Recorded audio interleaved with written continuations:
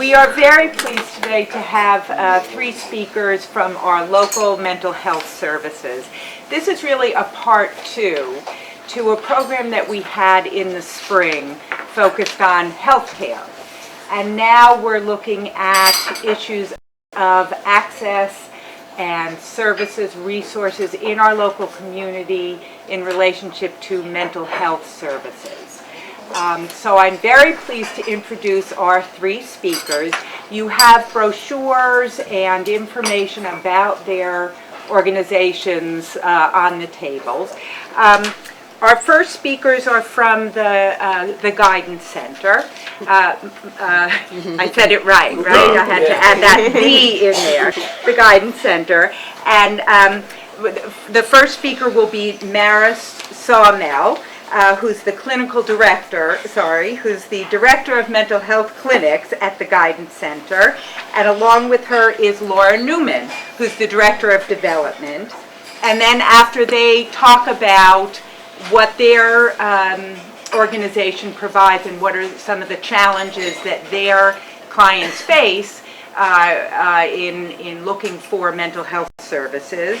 Alan Dienstag will talk about the services of the Community Counseling Center, and Alan is the clinical director at Community Counseling Center. So thank you all for being here, and Mara, you can start. Thank you. We're going to swap it up, and I'll Mara, you can start. Sorry, just to confuse you. Right. Thank you for the opportunity to come and speak today. My name is Laura Neuman. I'm the Director of Development at the Guidance Center, which basically means I do fundraising and communications work. And I noticed that as you were going around and I heard names, I noticed that there are a couple of people in here who have been loyal donors to the Guidance Center, so I'd like to thank you for that. The Guidance Center is a multi-service nonprofit organization. We're housed, we say headquartered. We're headquartered in New Rochelle, but we serve all of Westchester County, and we've been around for a very long time, since 1942. The Guidance Center's mission is to help everyone learn, work, and thrive. If you remember nothing else about the Guidance Center, I hope you remember our mission to help people learn, work, and thrive. And that has a very broad meaning because we have a very broad array of services at the Guidance Center. So Mara will be speaking specifically about the mental health programs that we offer, but I just want to give you a very, very brief overview of the rest of it. And the reason is because we take a very holistic approach at the Guidance Center, where we don't just sort of isolate a person on the one particular thing that is troubling them, but we want to provide all the services. Sometimes people call this wraparound services. So we have services to help people with substance abuse, housing issues. Mental health is one of our largest areas, of course.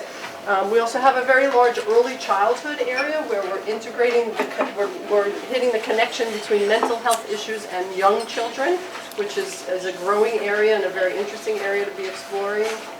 We have some programs based in schools, and we also have vocational services.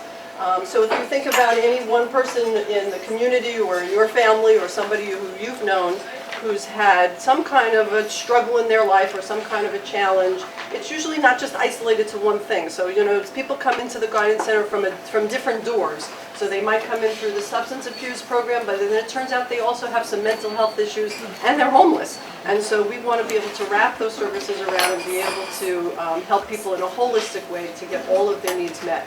And that's actually true not just for the individual who comes to us for services, but also for the entire family.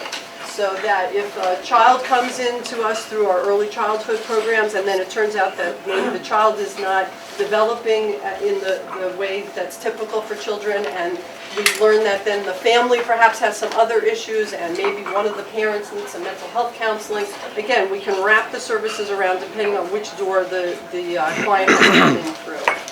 I have a question. Yes. On the vocational services, do you do job mobilization? There are a lot of people out of work waiting to be guided through various facilities and resources. Do you do anything like that? Can you repeat this? We didn't hear that. Right. The question is about job mobilization for people out of work and might need to change careers or head in a different direction. Most of our vocational services focus for people who are recovering from substance abuse or mental illness. Although we probably would be able to at least refer somebody or, find some way to help for somebody who's not in one of those categories, right?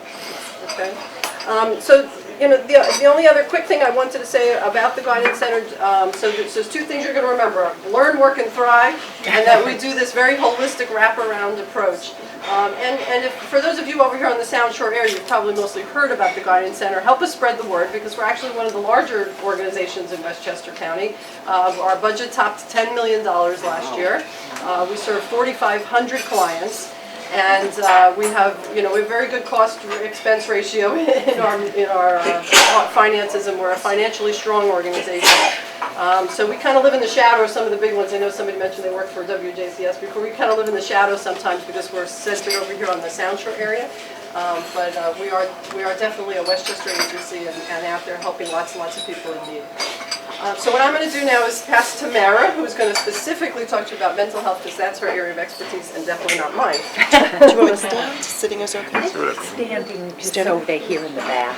Thank you. Thank you. Go sit You there. need your note. You want to stand on the side? I'll swap with you. Sure. Okay.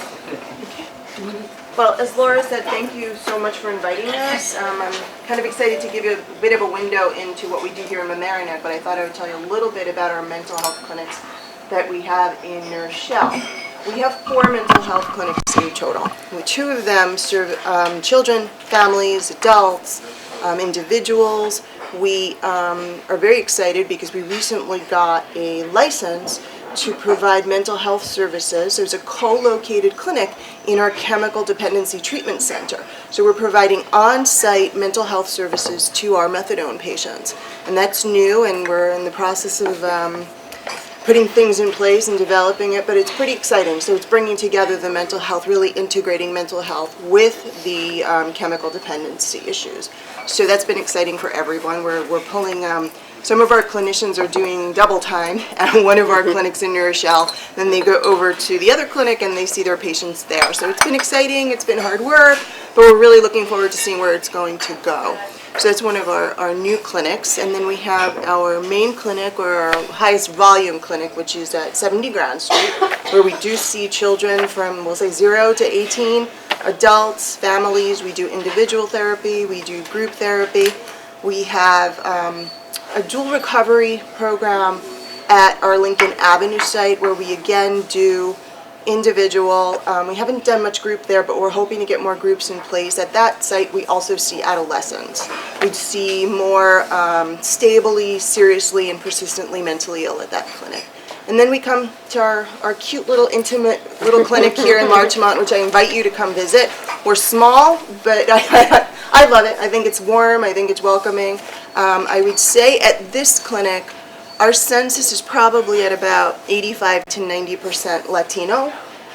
Again, here we see children, we see adults, we see families. We're hoping to get some groups into place very soon. I thought I'd give you a sense of what the process is to come to us to access services. We have a central intake department, an intake specialist who's located in New Rochelle. All calls go to her. And then she gets some basic information. She finds out what the individual is interested in, and then we funnel it to that clinic that we think would be most appropriate to provide services. We also, to be more helpful to our Latino clientele, we would have them just walk right into Mamaroneck. Our front staff, our office manager in particular, can take the information, and then she will make sure that our intake specialist in New Rochelle gets that information, just so that she can do all the processing of the paperwork. But this way it's a bit more direct. They can come in, they can see the clinic, they can feel a bit more comfortable. We accept insurances. I would say at the present time we are pretty much, it's pretty much managed care Medicaid amongst our clientele, and a lot of Child Health Plus. We do accept private insurance, and we also do accept self-pay. So we do a sliding fee scale for those that really can't afford. I think the lowest, and if this is incorrect, you can give us a call and I'll correct it for you, but I think the lowest on the sliding scale is about $15 for a session. We would ask for any financial information, anything at all. We really do need some supporting documentation to process that. But we try to help where we can. We will try to connect clients with insurance. We try to do what we can to get you what you need. So the best thing is to just come on in or call us, and we'll start the ball rolling. So first step is intake. And at that point, a case is assigned to a clinician. Our clinicians are licensed in social work. We right now also have a marriage and family therapist on staff. I'm really excited because right now in Mamaroneck we have 5 clinicians, which really for us is the most we've had in quite some time. So that's exciting for us. I'm very excited because we just brought someone on board that has a lot of school-based experience, so she's worked a lot with children, which is very helpful to us. 4 of the 5 are bilingual, which is also incredibly helpful, considering that 85 to 90% of our census is Latino. I wanted to give you a sense of the work that we do. We're licensed by the New York State Office of Mental Health. So as part of that, we are licensed to provide clinic services. We provide individual, group therapy, and we have psychiatrists on staff that provide psychiatric evaluation and medication management if it is indicated.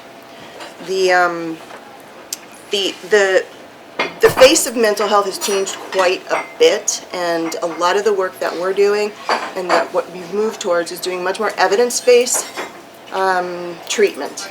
So our clinicians participate quite often in different types of evidence-based treatment. So they've done year-long projects to learn how to provide cognitive and behavioral therapy around trauma and depression to children. They've done evidence-based treatment regarding disruptive behavior disorders, how to provide more short-term evidence-based treatment to children and their families. We have been very fortunate over the past 2 years, 3 years, that we were able to partner with Mount Sinai in a research project. They had received a grant from the National Institutes of Mental Health to provide or to study multiple family groups and their effectiveness on families. They came to us. They didn't contact us, but we were able to work with them. The research project's ended, but what this is about, it's providing groups to families. So let's say 7 to 8 families will come in and we provide group services to them. It's about communication. It's about how best to spend time together. So it's a manualized curriculum, I would say, for the families. It's about a 10-week group. Food is provided. It's part of the model. It's bringing together the families, and it's been really successful. We've been able to do it in New Rochelle and in Port Chester. So as I said, the research piece of it has ended, but we're going to continue doing it, and we're really hoping that we can do it here in Mamaroneck. That's going to be part of our school-based programs, and the director of our school-based programs, Denora Nieves, she's right now trying to see how she can do that and get that in place. So hopefully we'll be able to do that here in Mamaroneck. Something else that we just started is working with Columbia University, who's managing a project out of Vanderbilt University. It's a quality improvement program. It's called Contextualized Feedback System. And you may hear, if you're working with clients, they may come to tell you a little bit about it because we just are rolling it out now. But it's geared towards trying to get a better sense of what the clients are feeling when they're coming to us. Oftentimes they may not verbalize everything to us. This provides them with a series of questionnaires that they will be filling out at the end of every session. They've provided us with notebooks, which is great, so that the clients can do them while the clinician's doing their questionnaire. We put it into a system. We're going to have access to this system. We're going to get alerts on anything. We're going to look at patterns and trends, and we're going to bring it into the sessions to talk to the clients about it. So it's another way of understanding our clients better. We're trying very hard to provide person-centered care.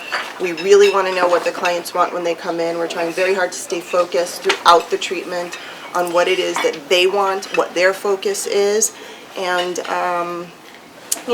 we're growing and we're learning and we're trying to roll with the new changes in New York State.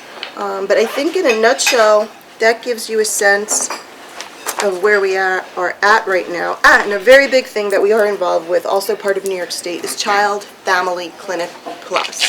And this is an initiative through the state to start to identify children who may be falling through the cracks. It's a universal approach to identifying children.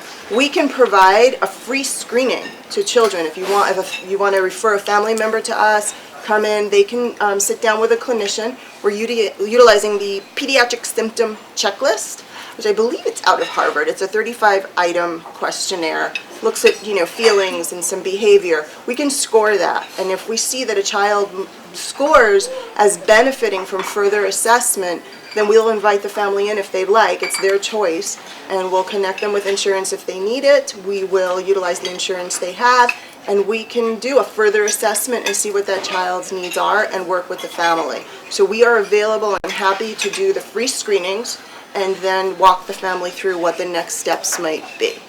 So that, I believe, is in a nutshell the rundown of all the services that we're offering right now. In addition, just to let you know, because it's something that we're really proud of, over the past 2 years we've initiated an LGBT initiative at the Guidance Center in general. And it's been part of our effort to make sure that anyone that comes in feels safe. And it doesn't matter if it's a domestic violence victim, if it's a young teen, or if it's a young LGBT youth or adult who needs a safe space to feel comfortable, to feel supported. So we've begun an initiative, and we've begun by training staff, and we've been doing an LGBT 101. We're hoping to move into a more clinically focused LGBT training for clinicians. It's lesbian, gay, bisexual, transgender. And I know there's a QI attached to that, but I don't want to confuse anyone. But it's part of our initiative to just continue to create a safe space for everyone that comes to the Guidance Center. Laura, do you think that you can give us an example, and this is a terrible question, but of a typical person who comes to see you? And Alan, that would be great if you do the Sure, same. sure. Well, I would say we work a lot with children. We get a lot of referrals from the schools. We do get a lot of families that walk in. So there are a lot of issues around children's behavior. So we do get parents coming in that are feeling rather overwhelmed, or they're getting reports from the school that there is a behavior problem. So we do get a lot of that. Trying to think. We've gotten a lot of teens who come in, or referrals from the school, from the high school, and then once they're with us, we find out that there are a lot of family issues that are going on. Let me think. I have a question. Do you do any intervention in the schools about all the bullying that's going on? That's a big problem. I would say that, individually, I think when these issues come up, the clinicians are addressing it, but we haven't had an initiative in the schools, so That would that's be a good something way we to can, go. yeah, that's something we can look at, definitely, definitely. I have to say that I'm very grateful to the Guidance Center because I did my early training there. That's great. The Larchmont Mamaroneck clinic, Oh, that's okay. the original one, a long Yes, time ago. yes. Yeah, I'm glad that we're back in this town. I have a couple of questions.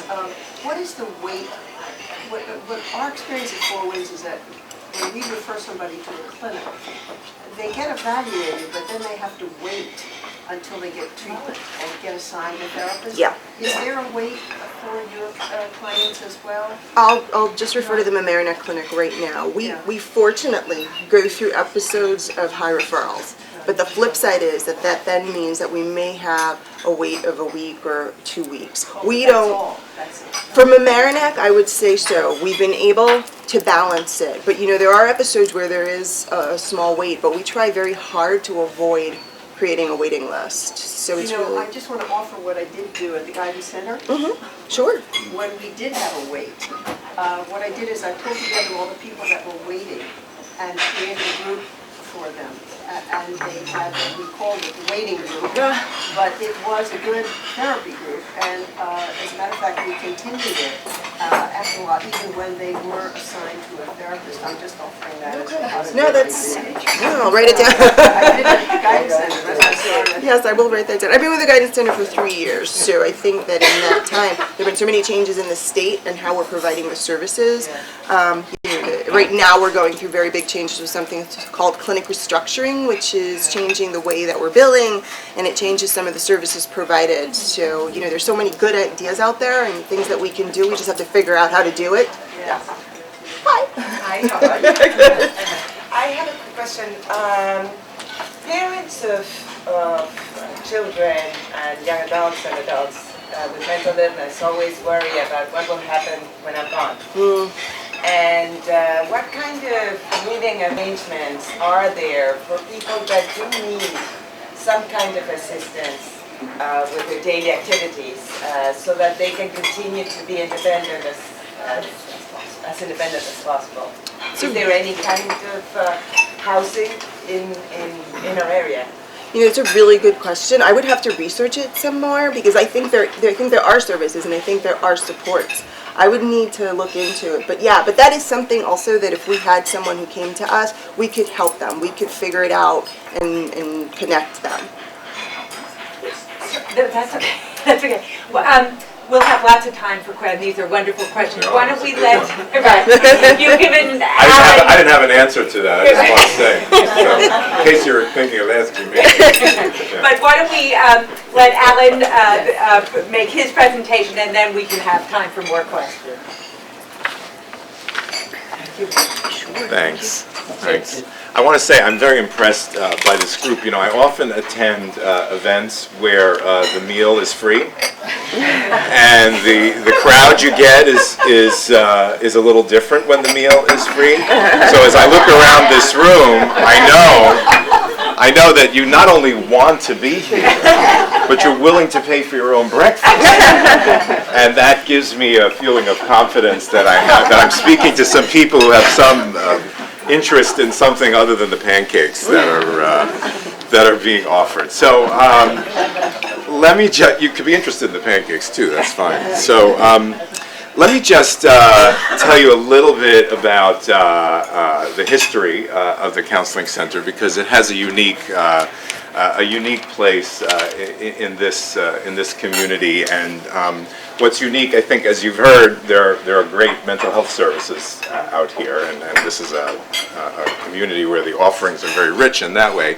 The Counseling Center, what I think is unique about the Counseling Center is that it has been created by the community for the community. So in 1974, I believe it was, the three municipalities got together. That's the village and town of Mamaroneck and the town of Larchmont, and created the Community Counseling Center as a place to see to the needs of teenagers and young adults and their families. You know, in this time that we're living in right now, when it seems like our public officials have such difficulty cooperating with one another to do anything, it's inspiring and interesting to think about the fact that in this community there was enough progressive thinking and enough willingness and enough compassion to create a public, not-for-profit agency whose mission was to take care of teens and young adults and families at risk. And that impetus for creating the Counseling Center has carried through for, I'm glad to say, almost 40 some odd, almost 40 years now in this community. It is very much a community-based agency. It is kind of the family business on the corner that has deep roots in all aspects of the community. The building that we are housed in was, I believe, was in the 1920s, built as a health center for children. And there are still people, we're on Stanley Avenue, the nice red brick building on Stanley Avenue. And there are still people who come by and recall coming there for their vaccinations and their checkups. That building is donated, essentially donated. We pay a very nominal amount of rent by the town of Mamaroneck. So we really are a public project of this community, and it's reflected in what we do. Our staff is a professional staff, licensed mental health professionals, social workers, and psychologists. We also every year have a number of students, psychology students and social work students who work with us. The fee structure is also unique. We do not take insurance of any kind. Our fees are on a sliding scale, and no one, under any circumstances, is turned away for an inability to pay. So it is, again, a unique circumstance when it comes to mental health services, and certainly private mental health services with so many people having very inadequate insurance, that you can come to the counseling center and negotiate the fee that you can pay for real, not just our idea of what you can pay, but in fact you can come and talk to the counselor there, and there's no barrier in terms of finances, and I think that that's also part of the community spirit of this place, and a unique feature. There are two primary activities that the counseling center is involved in, and then a host of other little things that are done. The primary focus of the counseling center is to do individual and family counseling with teens and 20s and their families. We do not see children at the counseling center, and we sort of define that as 10 or 11 years old. We don't have people on staff who do play therapy. So our focus really is on the teens and the young adults and the people who are attached to them. It doesn't mean that we don't have adults at the center who are making use of our services, but our focus and our staff is primarily focused on the problems of youth. So we provide individual and family counseling for teens and young adults, crisis intervention, information and referral. We do the kind of core basic services that you would expect at a counseling center, as one of the primary things that we do. The second thing that we do is we provide prevention groups to approximately 900 students in the Mamaroneck school district.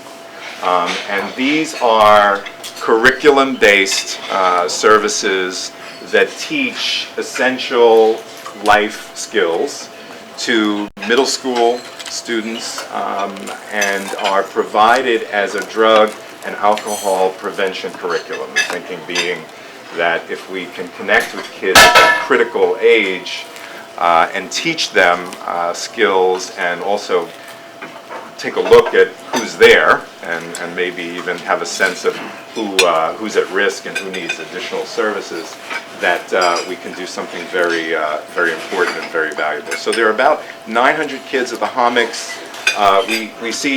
We see almost the entire cohort as we move through the years there, and our staff does that, and it's a big part of our program.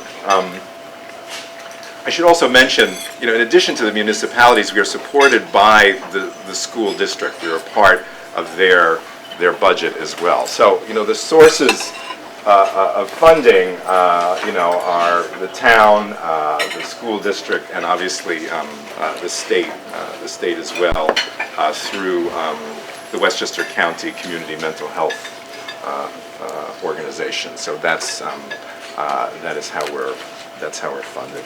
So, in addition to those two main things, the things that go on, in-house, and these prevention groups that we provide, because of the counseling center's connections to the community, and because it is really an extension of the community and its values and its interests, there are a lot of opportunities for other things that the center does, and there's a real open door and a real flexibility to having programs proposed and suggested and implemented there, because we're small and because we're responsive and because we're really just focused on this community. I'll just touch on some of them.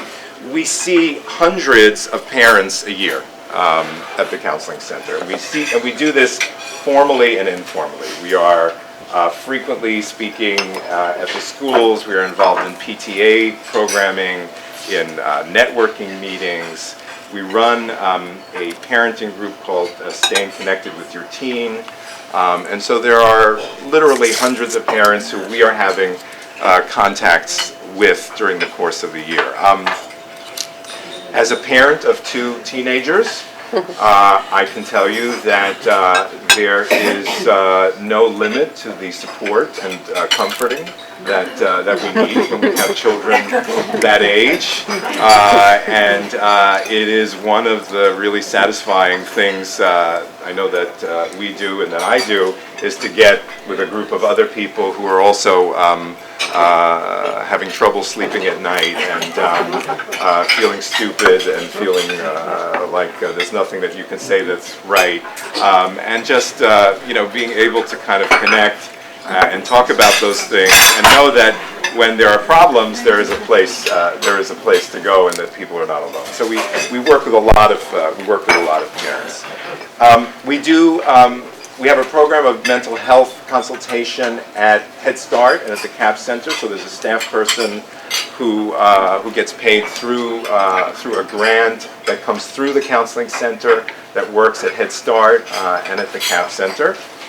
We do on-site counseling at the Mamaroneck Avenue School. There are families who, for a variety of different circumstances, are not free to bring their children to therapy appointments or counseling appointments after school because of their work commitments, because they're single-parent families, and so on.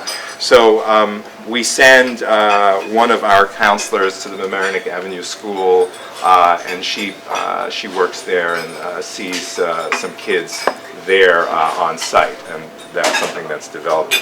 Janet Bookbinder is here, and Radar is another project that is funded through the counseling center. It's a federal grant, is that right? It's a federal grant, the monies of which pass through the counseling center, and in case you don't know, that is a task force whose mission is to combat underage drinking and drug and alcohol use, and to really involve parents on a grassroots level in being guardians of our teenagers and of our kids, and being aware of what's going on. So Radar is also kind of under our umbrella, and is something that has developed in that way. We also run something called a drug and alcohol awareness program. This, for years, our youth officers have been picking kids up on the golf course or wherever they find them in an intoxicated state, and not knowing then what to do. Sometimes law enforcement gets involved, and there's a legal issue, but fundamentally, we all know that's not a solution to those problems. And so I believe it was Bob Reynolds got a hold of Mark Levy, our director, one day and said, we've got to do something else with these kids other than having them wash police cars or be fined. I mean, those were the remedies that were available. You're not going to throw them in jail. They're 16-year-old kids who are, and so as a result of that, we created a drug and alcohol awareness program. It's a mandated, it's a program for kids who are mandated as a result of an incident like that. So these are kids who may be at risk, or who may have just shown some bad judgment on one occasion. They come to the counseling center, and we do a 5 or 6 session psychoeducational series with them, in which we kind of help them reflect on what just happened to them and why, and get them a little bit focused on what in some cases is the beginning of a substance abuse problem, and in other cases is just a moment in their lives where they've kind of lost their way. But again, an example of how flexible the services are there at the counseling center.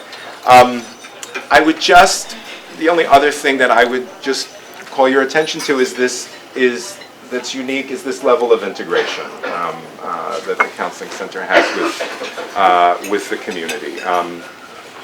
We are intimately involved with the schools.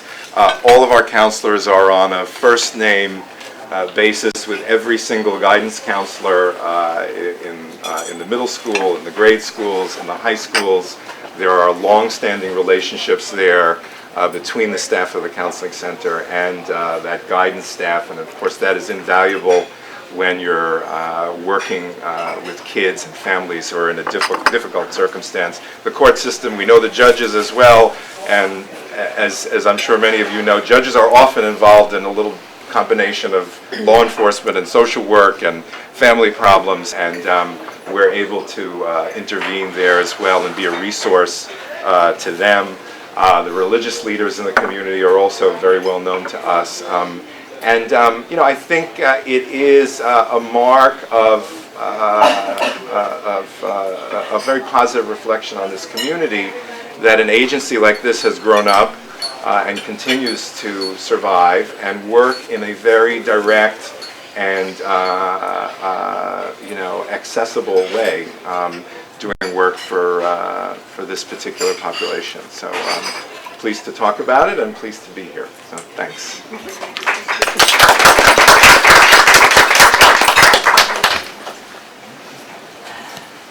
So I have a question. Jeremy and Washingtonville Housing Alliance. We run affordable rental housing. So we have a range of tenants, a lot of kids, a lot of elderly people. Some units that were set up jointly with the Office of Mental Health, and some that are informally post-treatment residences. So I'm going to put my glasses on, so I wrote down the question.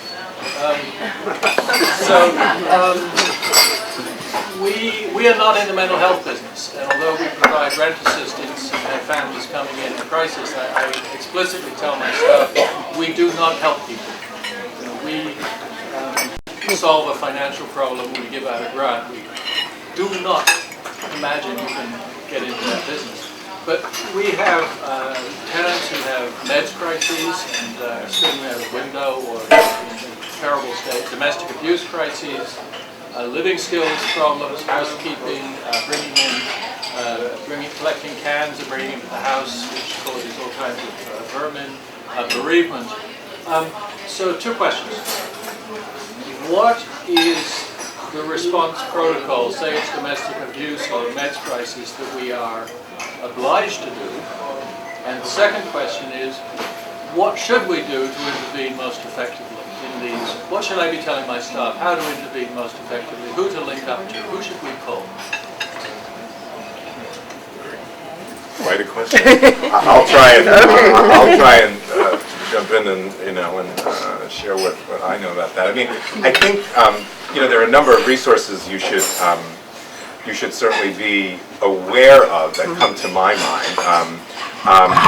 One is the crisis team, which is a mobile psychiatric response unit that works out of South Shore Hospital, is it, I think? South Shore or the medical center? Yeah, or the medical center. Off the top of my head, I cannot give you that phone number. You've got that? Okay, so, but that is a very, very valuable, and when you're in that circumstance, very, very important service that you can literally pick up the phone, call. This is an emergency and acute service where you will be able to be connected with a psychiatrist and a team, and they will come to you if it is the kind of service if it's the kind of circumstance that they see as necessary. So some of those circumstances, certainly that would make sense. So their number is 914-493-7075. You see how we cooperate?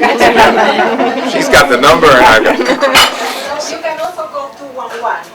Yeah. 211, great. So they'll have that number. 911, of course. The other thing that comes to mind, I'm sure there are lots of different answers, but one other thing, and then I'll turn it over to other people, I bet there's lots of information in this room, is for domestic abuse, my sister's place. My sister's place is available, and You'll get at it. yeah. Great, thanks. So, you can look them up as well, and they provide, temporary housing for people who need to get out of a domestic abuse situation, as well as counseling and providing other kinds of services. So those are 2 that I would kind of put out there for you for that particular kind of population that you're talking about. Yeah. I'm sorry, I just wanted to add something. Please. Of course, I didn't ask Mara this, but I would offer the services of the Guidance Center to come and sit with you for an hour or 2 and discuss this if you want. I mean, the collaboration thing, you have areas of expertise in some areas and we have them in the other areas. So we could sit and do a little consultation and then learn from you as well. So, Yeah. No, that's great. I was thinking there are people that work in the community that have problems and have difficulty accessing these services after working hours because of the time they get home and so forth. Are those people able to access your services even though they don't reside in the community but work in the community? Oh, yeah. Yeah, we see people from all over. As Laura said, you know, we serve Westchester, so we've got people coming from Scarsdale, Hartsdale, Yonkers. The clinics, I'll talk about Mamaroneck. Mamaroneck's open from 9 to 8:30, Monday to Thursday, 9 to 5 on Friday, and 10 to 2 on Saturdays. So we try to have some evening hours and Saturday hours. Great.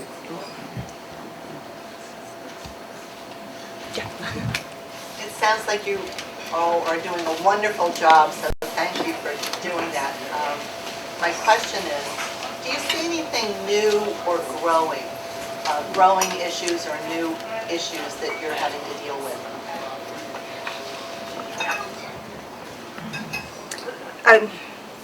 I've been with the Guidance Center for 3 years. I would say the one issue that we see coming up a lot amongst teenagers and adults is self-injury and cutting. That's been something that just seems to be increasing. It seems to be increasing. I don't know if you've been seeing that for years or you're seeing it come up more, but I'm seeing it with men, women, male, female, teenagers or adults. We see a lot of the cutting, the self-injury. I think there are different trends in substance abuse amongst the teens. So that's something that we've been seeing, but I think you probably see a little bit more of that. Yeah. I can't think of anything else. The only thing I would call attention to that I've noticed is an increase in the number of people who are coming to us for a variety of different services that are related to the wars. Now we're not the Veterans Association, so we don't, handle that. But we have. It just seems like over the last 6 months, a lot more cases that involve some relationship to a returning veteran, a girlfriend, an ex-wife, children, and so on. That's unfortunately new, and it's obviously something that's happening in our country right now, where the costs of what's been going on in Iraq and Afghanistan are beginning to come home. So that's something I would call attention to. When are there problems returning? They're the problems of reintegrating families. They are the problems of problems that are secondary to post-traumatic stress problems. So you have broken relationships. You have parenting difficulties. People who come back from the war are often not in a good position to, they've had the relationships that have been disrupted and have real difficulties parenting because of their own problems. Obviously alcohol abuse and drug and alcohol problems as well. So, those are the kinds of things that we've seen. Yeah. I'd like to add a resource to that area. TRICARE, which is a federal program, has a number of special people on staff that deal with post-traumatic stress. I happen to be a TRICARE provider. Yeah. And we have veterans coming in where there's an extensive allowance of ongoing therapy. Yes. And it's being accelerated in the news now. We're being aware of this. Yeah. So that resource is very important. It's TRICARE. It's a federal program. That's great. Thanks. I was wondering if you're seeing more of grandparents taking over the care of the young children, and if so, is there some kind of, is there availability for them to get some help in terms of parenting? Can you hear the question in the back? It's grandparents taking care of grandchildren and whether they're seeing more of that. I wouldn't say that we necessarily see more of it. I would say that... Or you might want to talk like okay. it looks like, or maybe stand as yeah. I wouldn't say that we're seeing more of it. I would say that, again, because here in Mamaroneck, we really see 85 to 90% Latino. I think that there's that cultural piece where the extended family always helps out. So we've always seen that. I think that what we're trying to do now with the multiple family groups is to start to try to provide that support in a different way. That it was very successful in New Rochelle that we did that, because you have whoever was in the home, whoever was a caregiver, part of the family group. And that was a real support and a real help. Resources outside of that, again, I can research. I think I know that there are some things out there. As far as what we're providing, I think it's the individual support, the family, and the collateral sessions that we provide, and then these groups that we're trying to put into place. Yeah. And generally, do you think you're having enough resources to meet the mental health needs of our community?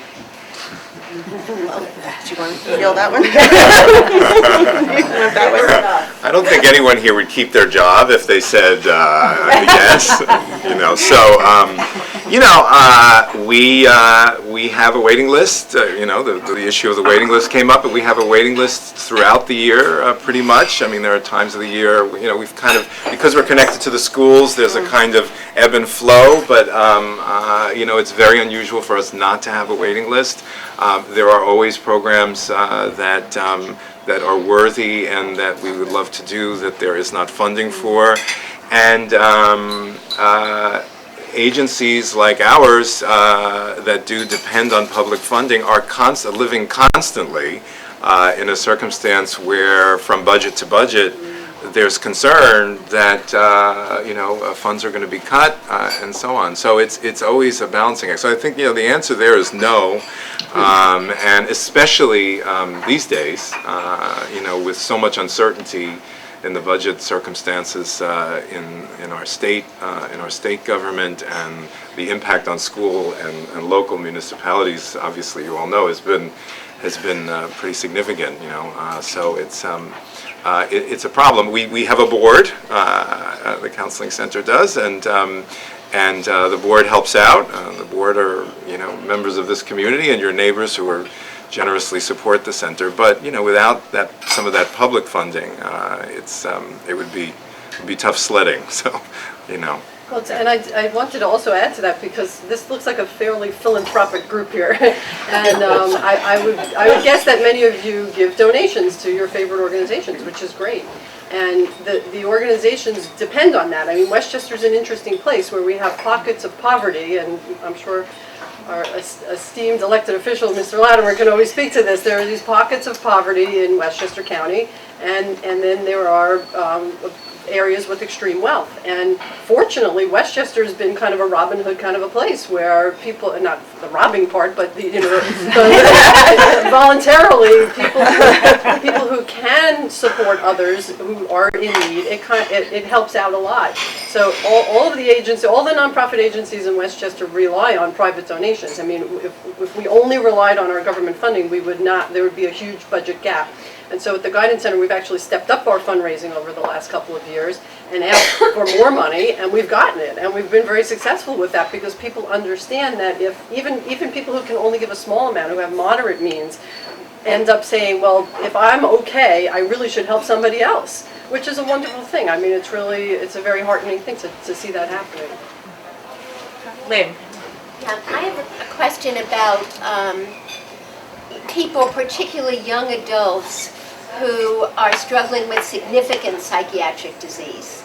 And how often do you see some of these young people, young adults, and then what happens once you see them in terms of handling their problems? Why don't you take that? We do see adolescents with severe mental illness. We are not equipped for that. In those cases, what we will do is assess it, evaluate it, work as a team to really get that teen to whatever it is that they need. So, a lot of cases we'll be referring to hospital programs if there's an emergency need, or else working with other programs to see what we can do. Related to the resource question is Westchester County in and of itself, though, is rather resource rich, I do have to say.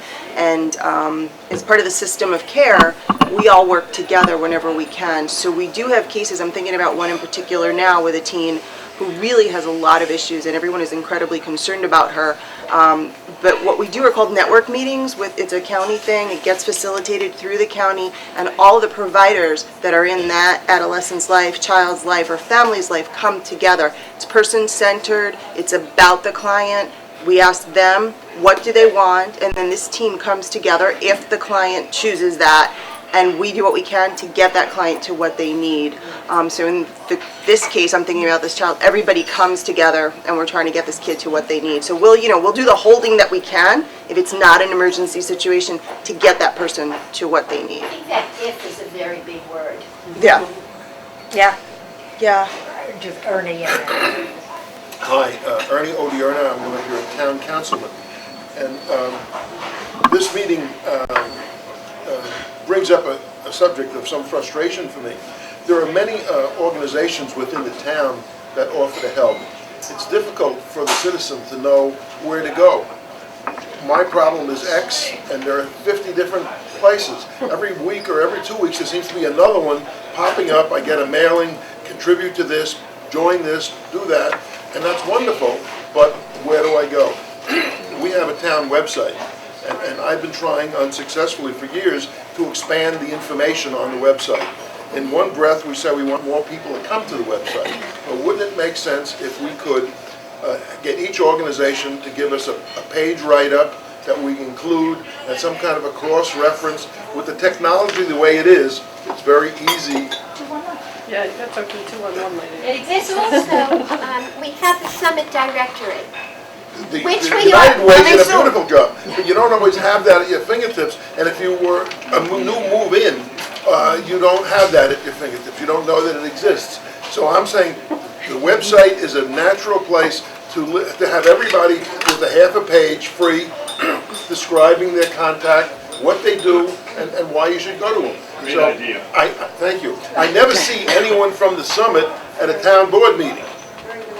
And so someone should give us a kick in the backside, so it's not just me yelling that we should be doing this. I would also like to help our merchants. I mean, they recoil in horror when I suggest that we could give our local merchants some space on the town website. Oh, that's a conflict of interest. Well, baloney. We want to keep our town full of vibrant, working people and businesses. We should be able to do whatever we can to help.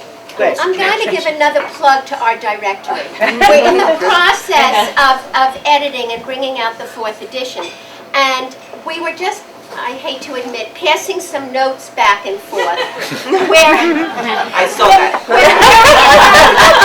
said that we would probably now have permission to put the directory on the web. So as we move forward, and hopefully not too much longer, we will have that What do you done mean on the web? on the website, on, for example, the town website.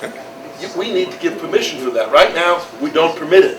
Oh, That's my issue. okay. I'm suggesting that you guys collectively put pressure on us, so it's not just me suggesting it at our meetings. We're having budget meetings coming up, we have public meetings twice a month. Different conversation. Show up and say something. When is the next meeting? Okay. Tomorrow night, Wednesday night, I think. Notes are coming to you right now. It's 9 o'clock. So I think we're going to let everybody move on. Harold. May I ask one question? Eric used the phrase, Louder, stand up. Eric used the phrase, the 500-pound gorilla in the room, which is not really feasible. But I wonder if the 500-pound gorilla is, I'm asking you expert, is the 500-pound gorilla in mental health needs the need of adults with serious mental illness, which really we haven't treated? What is your sense of it? I mean, you know, it's there's always some element of stigma attached to mental health services. There's always some element of stigma attached to mental health services, whether it is providing them for adults or children or teenagers. I think that as much progress that has been made in our culture and our society, where you turn on TV and everybody's a therapist and everybody's in therapy, and we're watching TV shows about therapy, and all ad nauseum.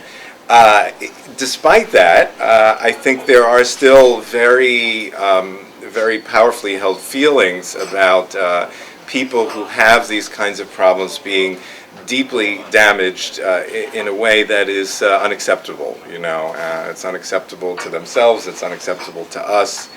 And so it's always in the background. I think we all have a sense of shame about somehow being broken in whatever way we're broken.